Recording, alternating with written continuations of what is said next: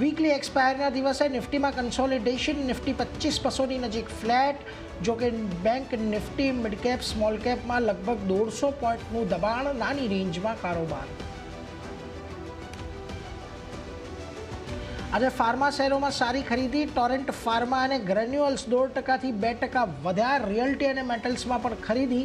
જ્યારે સરકારી બેંકોમાં આજે નફા વસૂલી. યુનિયન બેંક અને ઇન્ડિયન બેંક 2%થી વધુ ઘટ્યા. સાથે ફ્યુચર્સમાં ટોચના લૂઝર બન્યા. સીએનબીસી બજારના સમાચાર પર લાગી મહોર. સ્થાનિક ફંડ અને હેજ ફંડ તરફથી એસબીઆઈના ક્યુઆઈપી માટે જોરદાર માંગ. 25,000 કરોડ રૂપિયાના સાઇઝ સામે 75,000 કરોડ રૂપિયાની આવી ડિમાન્ડ. ગઈકાલે લોન્ચ કરવામાં આવ્યો હતો ક્યુઆઈપી.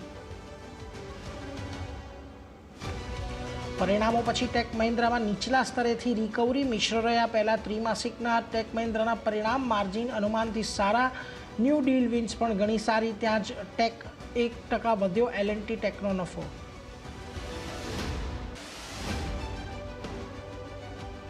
વાયદા પર સેબીના કડક નિયમોની બ્રોકર પર અસર. પહેલા ત્રિમાસિકમાં 35% ઘટ્યો એન્જલ વનનો નેટ પ્રોફિટ. જોકે આવકમાં 8%નો વધારો. નબળા પરિણામો છતાં એન્જલ વનમાં આજે આવી ખરીદદારી. અને નિફ્ટીની 3 કંપનીઓ એક્સિસ બેંક, વિપ્રો અને જીઓ ફિનાન્સના પરિણામ પર આજે આવશે. 3% વધી શકે છે એક્સિસ બેંકની એનઆઈઆઈ. સાથે વાયદાની company HDFC AMC, LTI Mindtree, પોલીકેબના પર પરિણામ પર રહેશે નજર.